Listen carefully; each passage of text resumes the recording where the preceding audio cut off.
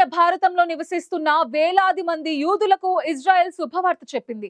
రాబోయే 5 ఏళ్లలో దాదాపు 5,800 మంది యూదులను ఇజ్రాయెల్కు తరలించే ప్రతిపాదనకు ఆ దేశ ప్రభుత్వం తాజాగా ఆమోదం తెలిపింది. ఈ ప్రాంతంలో ఉన్న బ్నీ మొనాషే కమ్యూనిటీ వలసలకు ఇజ్రాయెల్ కేబినెట్ ఆమోదం తెలిపిందని యూదు ఏజెన్సీ వెల్లడించింది. దీని ప్రకారం 2030 నాటికి 5,800 మందిని ఇజ్రాయెల్కు తీసుకువెళ్లాలని లక్ష్యంగా పెట్టుకున్నారు. ఇందులో 2026లోనే 1,200 మంది ఇజ్రాయెల్కు వెళ్లనున్నారు.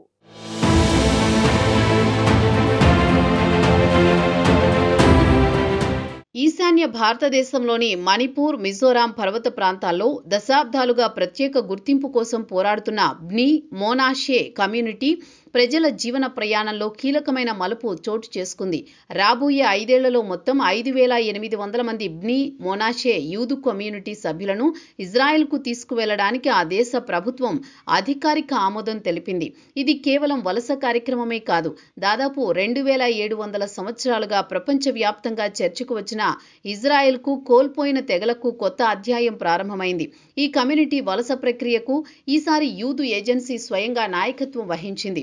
ఈ agency Israel chief rabbinate conversion authority, population immigration అథారిటీతో కలిసి ముందుగా అర్హత ఇంటర్వ్యూలు నిర్వహిస్తోంది. తర్వాత వీసా, మత మార్పిడి, వలస పత్రాలు నుండి ప్రయాణ ఏర్పాట్ల వరకు ప్రతి అడుగు ఈ ఏజెన్సీ సమన్వయంతోనే జరుగుతుంది. కొత్త దేశానికి వెళ్లిన తర్వాత వారు అక్కడ స్థిరపడే వరకు సోషల్ ఇంటిగ్రేషన్ ప్రోగ్రాంలు, హిబ్రూ భాష బోధన, ఈ ఉపాధి అవకాశాల కల్పన, ఇలా అన్ని ఏజెన్సీయే చూసుకుంటుంది.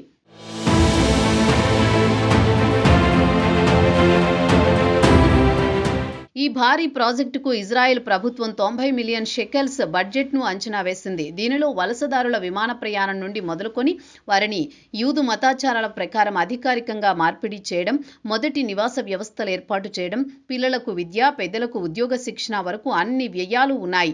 ఈ బడ్జెట్ను ఇజ్రాయెల్ ఇమిగ్రేషన్ ఇంటిగ్రేషన్ మంత్రి ఓఫిర్ సోఫర్ కేబినెట్కు సమర్పించగా ప్రభుత్వం వెంటనే ఆమోదం తెలిపింది. ఈ ప్రక్రియ పర్యవేక్షణ కోసం రబ్బీల ప్రతినిధి బృందం త్వరలోనే భారత్కు రానుంది. ఇప్పటికే ఇజ్రాయెల్కు వలస వెళ్లిన బ్నీ మోనాషే కుటుంబాలను ప్రారంభంలో వెస్ట్ బ్యాంక్ ప్రాంతంలో రీలొకేట్ చేశారు. అయితే భద్రతా పరిస్థితులు, రాజకీయ మార్పులు, ప్రాంతీయ ఉద్రిక్తతలను పరిగణలోకి తీసుకుని తాజాగా వారిని నజరేత్కు సమీపంలోని నోఫ్ హగలిల్ పట్టణానికి మార్చారు.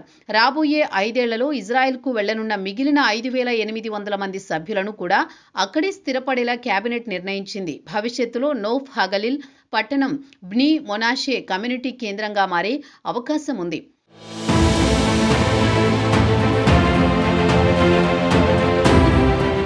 మణిపూర్, మిజోరాంలో నివసించే ఈ కమ్యూనిటీ ప్రజలు తాము ఇజ్రాయెల్ నుంచి వెళ్లిపోయిన 12 తెగలలో ఒకటైన మొనాషే తెగ వారసులమని నమ్ముతారు. ఈ నమ్మకాన్ని ధృవీకరిస్తూ 2005లో ఇజ్రాయెల్ చీఫ్ రబ్నీ వారిని అధికారికంగా యూదు వారసులుగా గుర్తించారు. అప్పటి నుంచే వారి ఇజ్రాయెల్ వలస మార్గాలు తెరుచుకున్నాయి. ఇప్పటి వరకు బ్నీ మొనాషే సగం మంది, దాదాపు 4,000 మంది ఇప్పటికే ఇజ్రాయెల్లో పౌరులయ్యారు. ఇప్పుడు మిగిలిన సగం కమ్యూనిటీని 2030 నాటికి పూర్తిగా ఇజ్రాయెల్లో ఏకం చేయాలని నిర్ణయించడం వెనుక రాజకీయ, మత, జనాభా వ్యూహాత్మక లక్ష్యాలున్నాయని నిపుణులు విశ్లేషిస్తున్నారు. ఈ నిర్ణయంతో మణిపూర్, మిజోరాంలలో ఉన్న కుటుంబాలు భావోద్వేగానికి గురవుతున్నాయి. ఒకవైపు తమ పూర్వీకుల నేలను చేరడమే అనుకుంటున్నారు, మరోవైపు తమ తరాలుగా ఉన్న సొంత భూమిలోని సంస్కృతి, భాష, ప్రాంతీయ బంధాలను వదిలి వెళ్లడం ఒక పెద్ద నిర్ణయం.